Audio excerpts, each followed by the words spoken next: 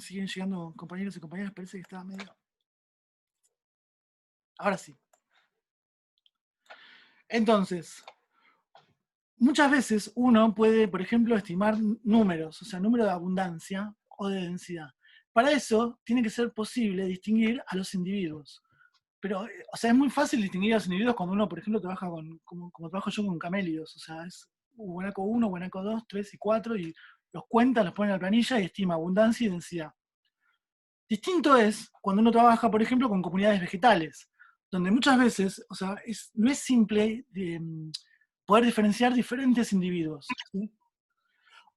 Ni que hablar de la especie. A veces es muy difícil reconocer especies y además, dentro de cada especie, poder distinguir cuándo es un individuo un pasto y cuándo otro pasto es otro individuo, ¿sí? O sea, por ejemplo, si uno va y pisa una cancha de fútbol, de césped natural, de pasto, y quiere saber cuántos individuos hay en esa cancha, y la verdad que es muy difícil porque digamos, las gramíneas, las plantas anuales, muchas veces surgen por gemación o por rebrote, y tienen, digamos, una misma raíz o parten, digamos, de un mismo germoplasma, y en realidad puede que la cancha sea un solo individuo, toda la cancha, o sea, o que hayan diferentes, o que cada pasto sea un individuo distinto.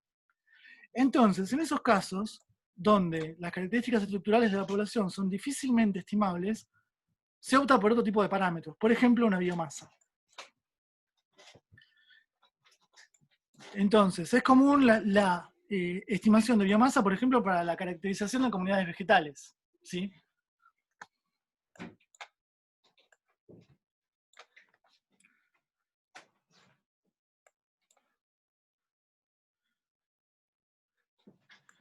Entonces, por ejemplo, una medida de biomasa, que creo que era lo que apuntaba la pregunta de Rodrigo, podría ser, digamos, la cantidad de masa, puede ser en kilos, en kilogramos o en toneladas, digamos, de materia seca de pasto que yo obtengo por fracción de tiempo en unidad de superficie. Esa es una unidad muy común, o sea, y se llama, digamos, es productividad vegetal, ¿sí?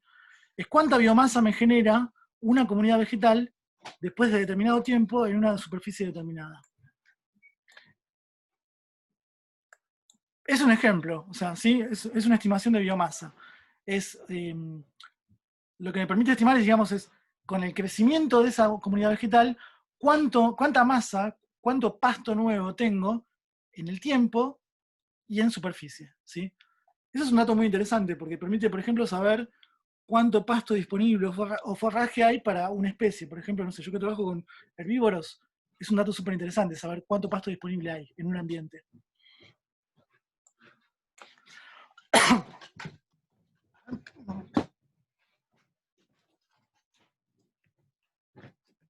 Ahora sí.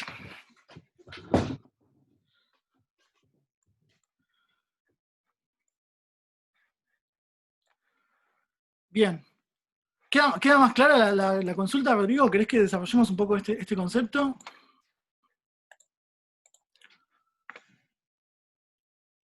Ah, bien. Hay dos formas que se me ocurren ahora. O sea, hay muchas, pero...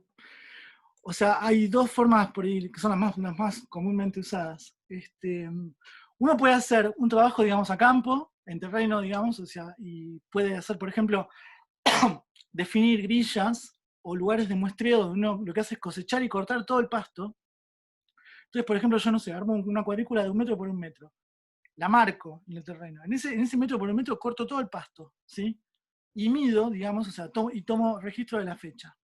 Vuelvo a los 15 días y vuelvo a cortar todo el pasto y todo lo que corté lo peso, ¿sí? Eso lo peso, lo seco, y con eso ya estoy sabiendo que en ese metro cuadrado, en 15 días, yo obtuve esa masa de materia seca. Eso me está dando una cantidad de biomasa, ¿sí? O sea, entonces, no estoy contando individuos, no estoy estimando densidad, simplemente estoy viendo cuánta biomasa me aporta en crecimiento neto.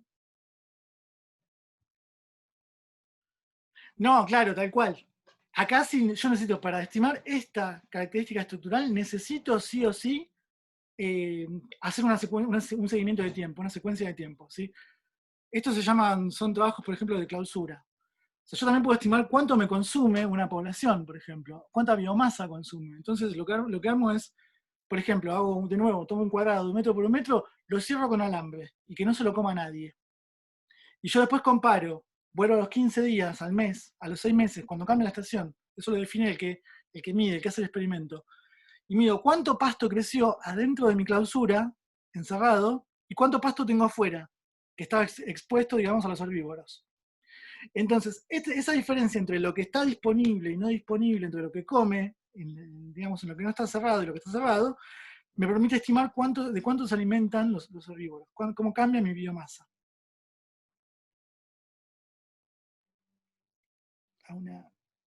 Claro, tal cual. Eso se puede, digamos, uno puede decir, trabaja con muestreos, ¿no? Arma cuadrículas de 1 metro cuadrado, por ejemplo, varias, obtiene una media de biomasa, un promedio, obtiene un desvío estándar, esto lo estuvieron viendo en matemática, ¿no? Y con eso, después uno puede armar un modelo a mayor escala, ¿sí? Exacto, ahí Evelina está contando, digamos, cómo se trabaja en dosimetría, digamos, en la medición de bosque, digamos, o sea, uno también lo que hace siempre es un muestreo, selecciona ciertos individuos, ciertas unidades de superficie, mide ahí estas características estructurales que pueden ser instantáneas o en el tiempo. Buenísimo, buenísimo el aporte de Evelina. Claro. Buenísimo, chicos, los aportes, sí. O sea, uno está estimando, digamos, unidades de biomasa con métodos a campo, digamos. O sea, en el campo, básicamente tomando estos parámetros y después haciendo una medición. Existen otras formas. Hay sensores remotos, por ejemplo. Sensores remotos son satélites. Entonces lo que uno hace es utilizar imágenes satelitales de diferentes momentos, o sea, uno puede tener una diferencia temporal, o uno puede simplemente tomar una foto y es literalmente una foto que saca, digamos, pueden ser, sí, Landsat son las más comunes, pueden ser imágenes MODIS, pueden ser Landsat, pueden ser Starlink, no sé, hay diversidad de sensores, diversidad de satélites que brindan diferentes tipos de imágenes. Todo depende de cuál es la variable que uno quiere medir, ¿sí? Cuando hablamos de variables de biomasa, hay también diferentes índices de productividad, ¿sí? Que me están dando idea de la cantidad de biomasa que produce una superficie de terreno, digamos, que fue fotografiada por el satélite en un momento dado.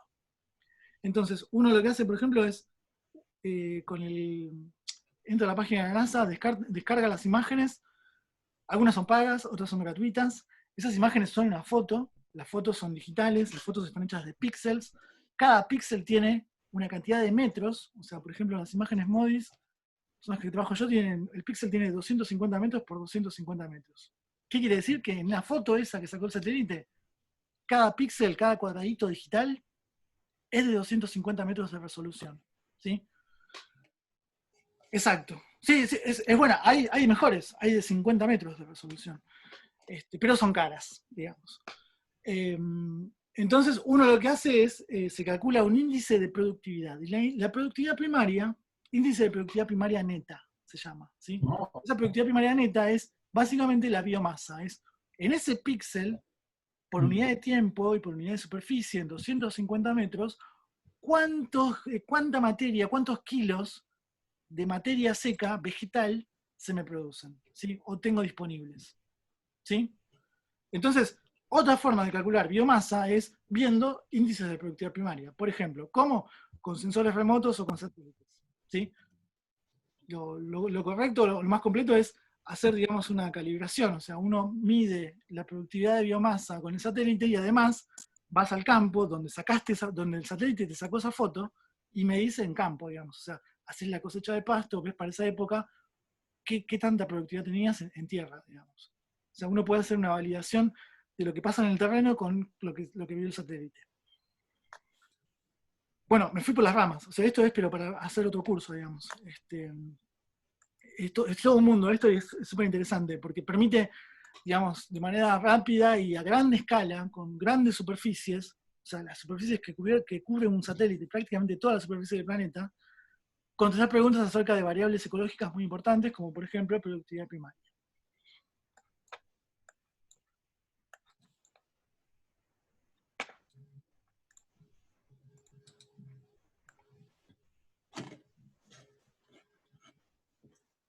Totalmente, o sea, hay otras variables también que se pueden contestar, sí, la tasa de deforestación se puede contestar con satélites también, o sea, uno ve, y se ve claramente, digamos, o sea, qué superficies están cubiertas por un dosel, digamos, o que tienen, digamos, que tienen cubierta vegetal y cuándo dejan de tener cubierta vegetal.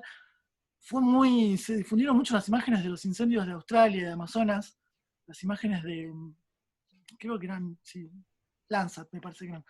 O sea, que se veían, digamos, la progresión de la línea de fuego, digamos. Entonces, están mejorando, cada década mejoran los satélites, ¿no? Mejoran los sensores. Los sensores es como, digamos, la cámara que equipa ese satélite. Mejora la resolución, mejora, digamos, las proyecciones, o sea, entonces hay cada vez mejor información de mejor calidad, con mejor resolución, que permite hacer un seguimiento de los recursos de manera más fina, ¿no? O sea, así que así como uno puede ver, digamos, ciertos procesos dinámicos de los ecosistemas, también puede ver efectos de la disrupción. De hecho, hay mediciones ahora eran compuestos nitrosos y emanaciones de gases con nitrógeno, que también se estaban haciendo estimaciones con satélite, digamos. O sea, no es necesario, digamos, ir a tomar una muestra de atmósfera o de contaminante en el aire, sino que con los sensores remotos se pueden estimar, digamos, la composición de la atmósfera. O sea, los satélites permiten, no es una cámara, algunos tienen cámaras fotográficas normales que permiten ver en el visible, digamos, pero otros tienen sensores muy especializados, como son infrarrojos, ultravioletas, térmicos, o sea, que permiten ver información que a simple vista, a ojo desnudo, no la ve.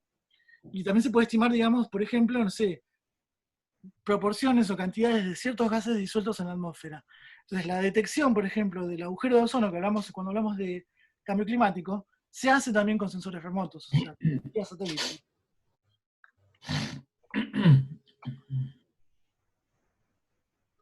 Bien. Voy a seguir entonces con un poquito más avanzando con la clase teórica. Hablamos esto de los métodos de estimación de características estructurales. Hablamos de esto de las pirámides poblacionales que tenían la estructura de sexos y de edades. Hablamos de los tipos de pirámides poblacionales. Ustedes en el TP, todos creo que prácticamente la gran mayoría, esto lo contestó bien, habló de los 3 tipos de pirámides.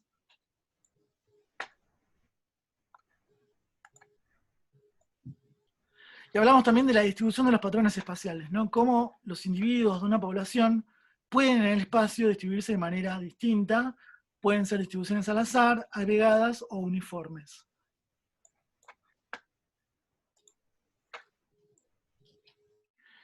Después hablamos de, por ejemplo, la territorialidad, que es un comportamiento que define un tipo de distribución de los animales o de las plantas, perdón, de los animales. O sea, por ahora no se conocen plantas territoriales, solo animales territoriales. Después pasamos a los atributos dinámicos, a cómo cambian en el tiempo ciertos atributos de las poblaciones, abundancia, densidad, perdón, o sea, abundancia y densidad serían más bien estructurales, pero cómo se producen los cambios en la abundancia y la densidad, esos son los tipos de crecimiento, exponencial o logístico, ¿sí? Las curvas que vimos en J y en S son 2 tipos de patrones de crecimiento de poblaciones. Acá hablamos de cuándo una población crece de manera exponencial, cuándo una población crece de manera logística. Hablamos de que siempre hay una limitación, digamos, o sea, las poblaciones no crecen indefinidamente, si bien las exponenciales tienen grandes explosiones demográficas, o sea, un gran incremento de números en corto tiempo, pueden tener, digamos, ciertos factores limitantes. Y los crecimientos logísticos que tienen un techo, o digamos, un amesetamiento que se produce por una capacidad de carga limitada. Sí, Martín, dale con la consulta. ¿Qué tal? Buenas tardes, Pablo. ¿Cómo va? ¿Todo bien? Bien, bien. Bien, bien, bien. Sabés que ahí estaba escuchando y viste que dijiste, por ejemplo, que algo así como que la territorialidad no se ve en las plantas, Claro. en la vegetación, digamos. Y mi consulta es la siguiente. Viste, por ejemplo, cuando nosotros vemos a diferente altura, ¿no? Me quedé con los ejemplos que por ahí dabas de la ladera del Curruinca y la Sí. ladera del otro cerro, y viste que hay diferentes a diferente altura, vos vas Sí. encontrando, por ejemplo, la lenga chaparrada la encontrás de cierta altura a cierta altura, según la exposición norte-sur, este-oeste, y según la exposición al sol y al viento, encontrás roble pellín, coihue, ciprés de la cordillera. Digo, eso no se podría entender también como una Territorialidad. territorialidad. Sí. Sí. ¿Sí? Ah, está No, bien. no, no. A ver, pará, vamos a. Me dejaste pensando, porque no lo había pensado, pero vamos a separar un poco de la paja del trigo. O sea, no está mal Sí, lo que estás planteando, es súper interesante.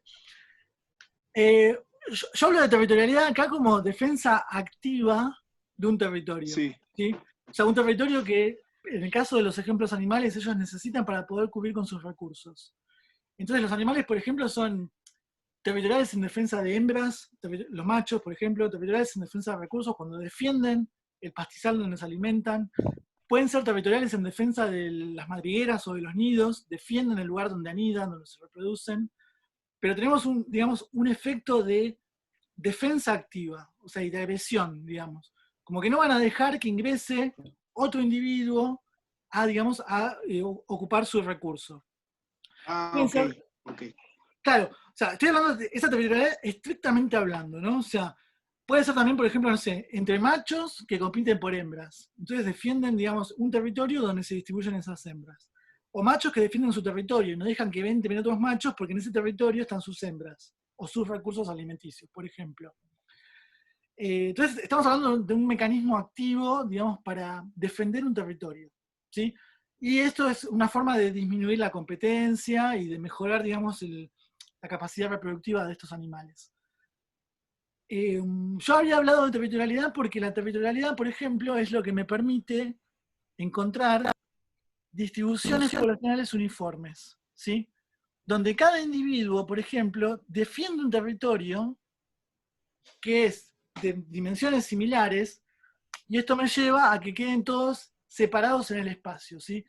Estos arreglos uniformes se arman, por ejemplo, por efectos de la territorialidad, ¿sí? La defensa activa de un territorio. Y esto me arma esta distribución uniforme. Vamos a lo que estás planteando vos, porque está súper interesante. Esto que vimos de la estratificación de la vegetación, por ejemplo, lo charlamos cuando vimos la ecología de comunidades. Y hablamos de cómo ciertas variables del ambiente condicionan la distribución de las especies, ¿sí? O de las poblaciones o de los individuos.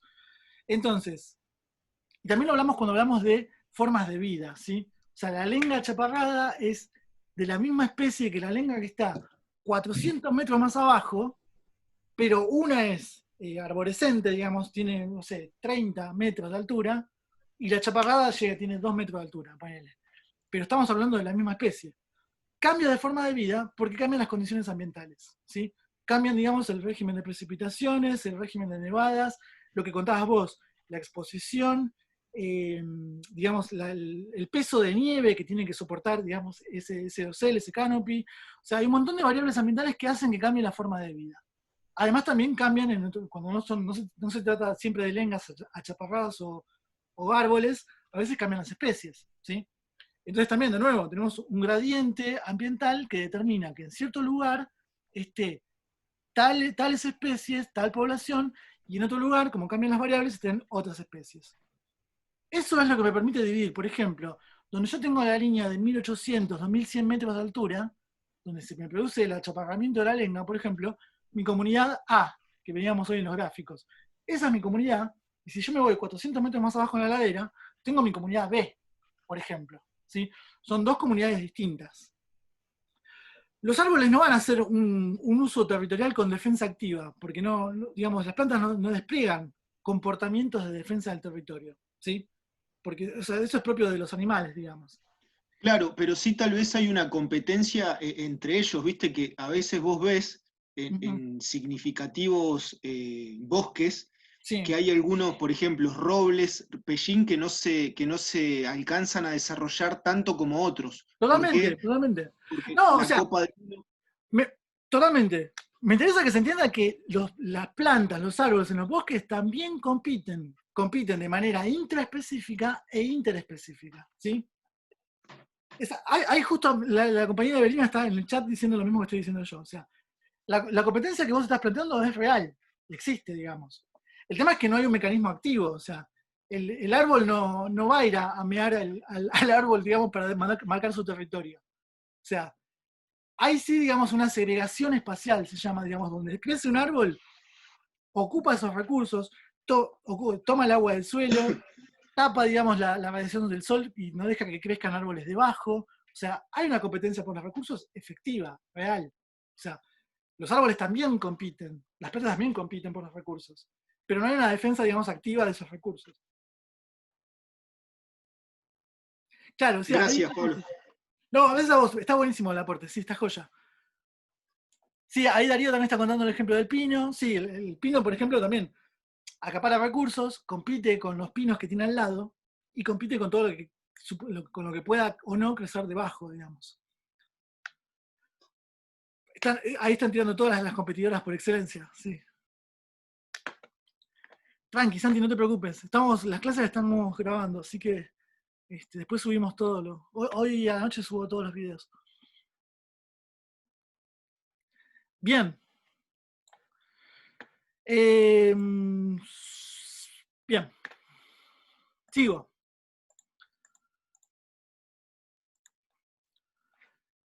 Hablamos de las dinámicas poblacionales, o sea, cómo las poblaciones se caracterizan por tener ciertos parámetros. Estos parámetros pueden ser entonces la natalidad, la mortalidad, la migración y la inmigración, y esto me va a definir de alguna forma las características estructurales de una población, ¿sí? O sea, estos 4 parámetros son fundamentales, son esenciales porque me está diciendo qué entra y qué sale de una población, ya sea porque se va del lugar, o porque se muere, o porque nace, o porque llega.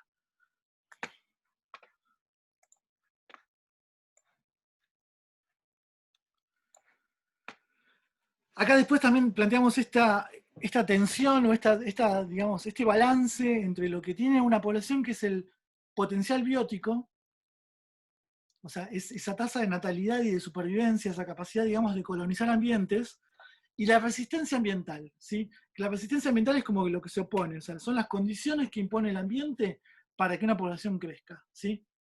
Entonces, por un lado, las poblaciones están todo el tiempo produciendo nuevos individuos, pero tenemos un potencial biótico que nos está frenando ese crecimiento continuo, ¿sí? En el potencial biótico entran factores extrínsecos y factores intrínsecos.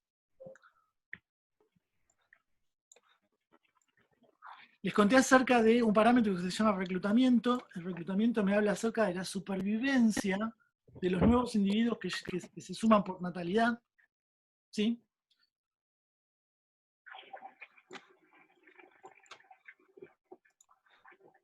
Hay un concepto que no lo hablamos, pero es muy parecido a esto que les estoy diciendo. En la literatura, en los papers, aparece como fitness. El fitness es algo propio, digamos, de las poblaciones y que está constituido por dos componentes. Un componente es la natalidad y otro componente es la supervivencia, ¿sí? Entonces, se pueden atribuir diferentes niveles de fitness a diferentes poblaciones en función de cuántos se reproducen y cuántos sobreviven, ¿sí?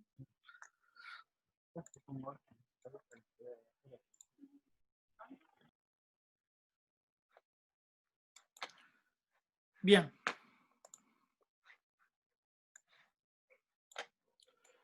Después hablamos de K-estrategas, R-estrategas.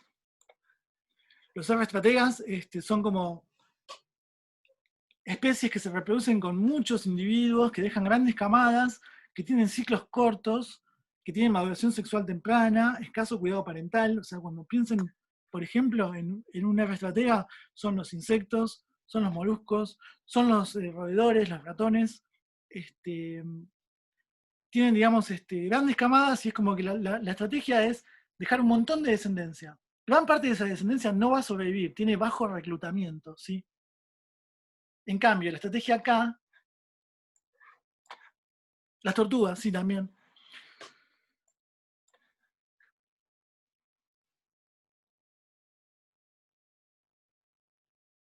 Bien, sí, hay moluscos invertebrados, generalmente son estrategas R. La estrategia acá es más de aves y mamíferos, por ejemplo. O sea, es esto de tener un ciclo de nidada al año, armar un nido, tener un cortejo, incubar un huevo, cuidar los pichones, ir todo el tiempo a buscar comida para alimentar un pichón, eso es muy de estrategia acá.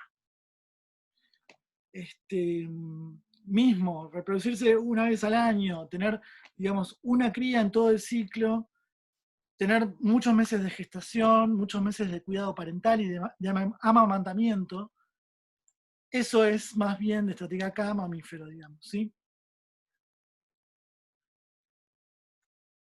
Los pingüinos, yo lo veo más como un K, ¿sí?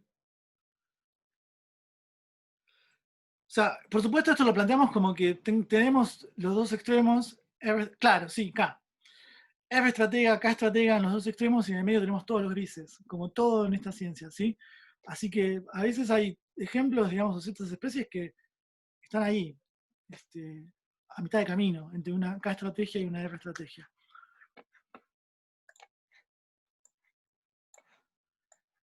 Hablamos del ejemplo de la caña coligüe, de la floración masiva, del masting de las semillas de la caña coligüe, es una estrategia R, digamos, y también es R digamos, los fenómenos que desencadena, o sea, la proliferación masiva de los roedores, también los roedores también son R estrategas.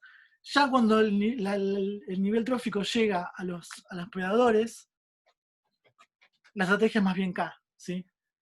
Porque quienes se van a comer esos roedores de estrategia R van a ser aves mamíferos que tienen K estrategia. O sea, K estrategas van a estar controlando la superpoblación digamos, el crecimiento de los R estrategas.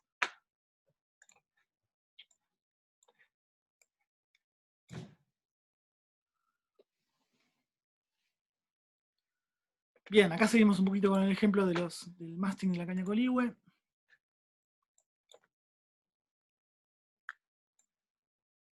Y esto era un cierre, digamos, de esto de la resistencia ambiental en factores extrínsecos e intrínsecos. Hablamos del nicho ecológico. Hay como dos formas, digamos, de definir el nicho ecológico. Una forma es, pensándolo en términos más bien gráficos o matemáticos, esto de las dimensiones de los recursos, ¿sí? O sea, esto responde a un autor de la década del 60, Hutchinson. Él es uno de los que define de manera más fina al nicho y dice, el nicho ecológico es un espacio multidimensional en el cual las especies pueden obtener sus recursos, ¿sí? Entonces son estos gráficos. O sea, hay dos dimensiones, la dimensión, por ejemplo, de la humedad y de la temperatura, son dos variables del ambiente.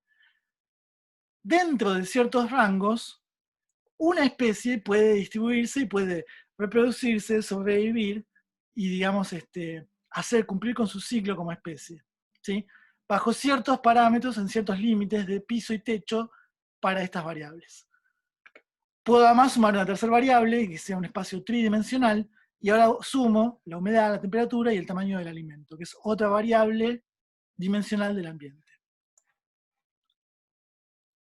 Esa es una forma de pensar el nicho. Otra forma de pensar el nicho es más coloquial, o es más, o sea, dejando de lado estos aspectos, digamos, dimensionales de los recursos, y pensar al nicho como el rol de la especie dentro de ese ambiente, ¿sí?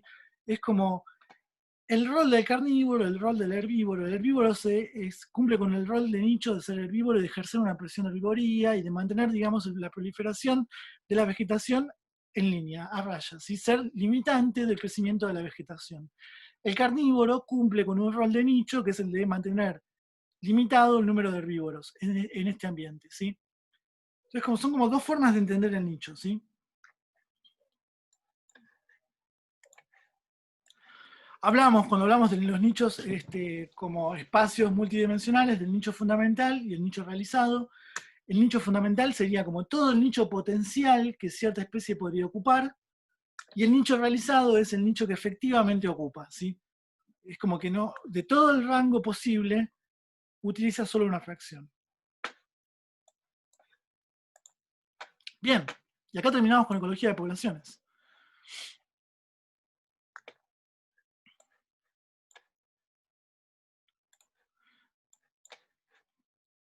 A ver. Uy, no puedo salir. A ver, voy a dejar de compartir. Ahí está. Bien. Estamos casi en hora. No voy a llegar a hacer el repaso rapidísimo de comunidades y de cambio ambiental y contaminantes, que fue lo último que vimos. Yo creo que no sé si quedan grandes dudas de los últimos temas que estuvimos viendo. O sea, ustedes, por favor, repasen después los videos, miren los apuntes. Y si llegan a surgir dudas, yo voy a estar estos días especialmente atento a la plataforma, digamos, o por mail o por donde quieran. O sea, ponerse en contacto.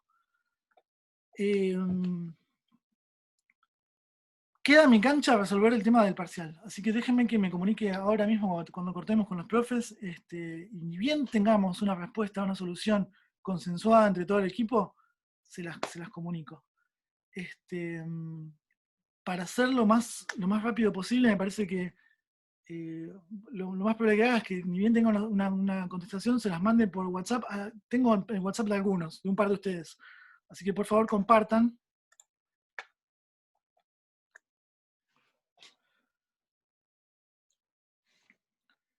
Hernán, el profe de matemática, me decís, el parcial del miércoles.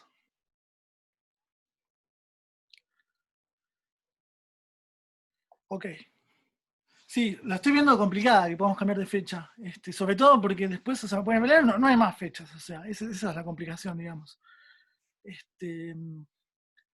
Así que para los que entraron después a la clase, lo que también habíamos hablado que había propuesto Cami, y que hablamos con los compañeros, era de separar, digamos, si bien sean los dos parciales del mismo día, separarlos en la franja horaria para que aunque sea tengan, digamos, un intervalo en el medio.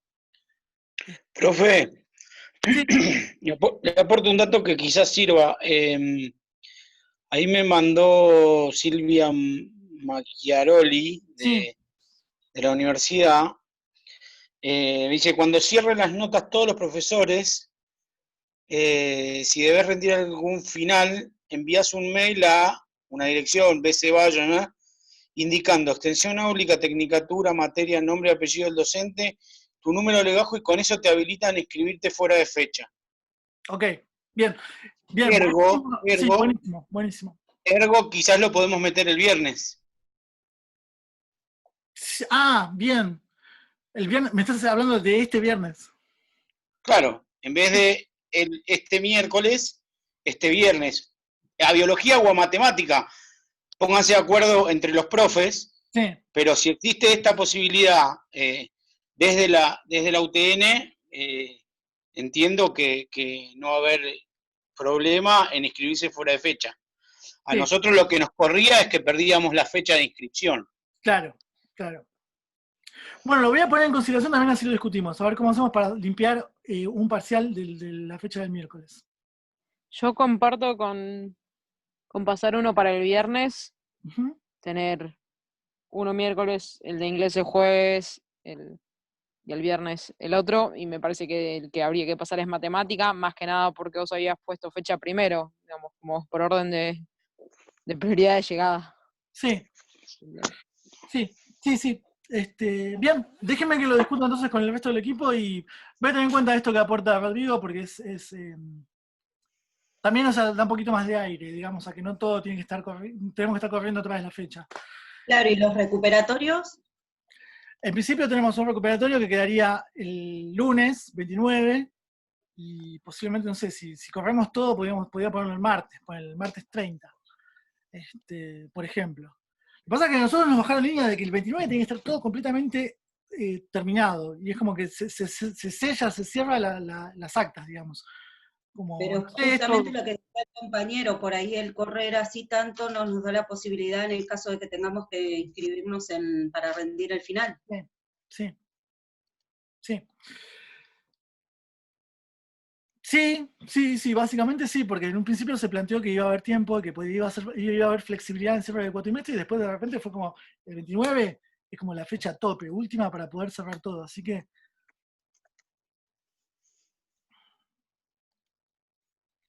Claro. Sí, yo entiendo el caso, Sol, no me estoy olvidando de la gente que tendría que recuperar el viernes, así que... Sí, no, yo lo que estoy pensando es, en todo caso, si llegamos a mover biología el viernes, el recuperatorio del viernes sale del viernes, iría el lunes, y el lunes estarían o los dos recuperatorios, o saco el recuperatorio del lunes al martes, o no sé, realmente no sé cómo hacer. pero no tendría que, o sea, como el caso del Sol, no tendría que dar el segundo parcial y el recuperatorio el mismo día, o sea, no estaría bueno. O sea. Así que déjenme que sigamos charlando y les comento las novedades. Me quedan 2 minutos, 3 minutos me quedan, y quiero usar estos 3 minutos para despedirme de la materia, básicamente. O sea, yo estoy muy contento, digamos, de lo que pudimos hacer. La verdad que admiro la resiliencia de este grupo. Fue un gusto poder trabajar con ustedes de esta forma, a pesar de esta forma, digamos. Así que yo les agradezco el aguante, que estemos hoy en la última clase y hayan 20 personas conectadas, me parece o sea, algo muy positivo, algo muy bueno, y que se los agradezco muchísimo, porque tranquilamente los videos los subimos, ustedes podrían decir, bueno, listo, ya está, o sea, después miro el video por YouTube. Pero para mí no es lo mismo que ustedes estén del otro lado, hace que la clase sea mucho mejor. Así que gracias por estar del otro lado, gracias porque el grupo tiene un montón de potencial. O sea, lo vi, por ejemplo, hoy, o sea, cuando hoy les expliqué cómo se resolvió el trabajo de las comunidades, a mí me sorprendió muy gratamente encontrar compañeros y compañeras del grupo que siempre encontraron una alternativa que yo ni siquiera había pensado. O sea, eso es algo que a mí me desafía como docente, como, mira, este grupo tira, o sea, genera una tensión, digamos.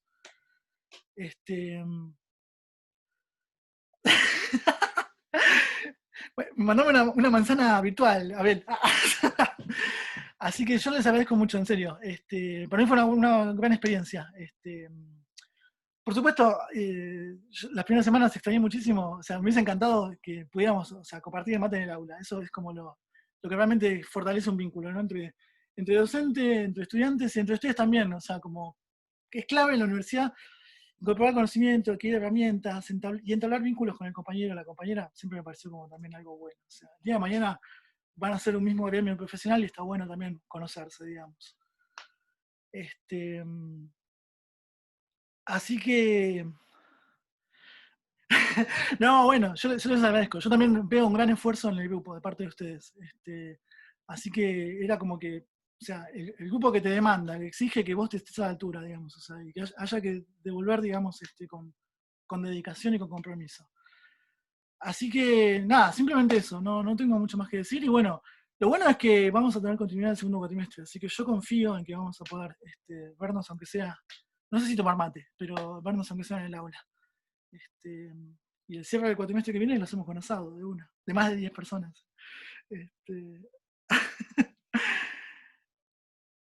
Así que bueno, simplemente eso. Seguimos en contacto, hablamos, y bueno, cualquier cosa. Sí, se corta.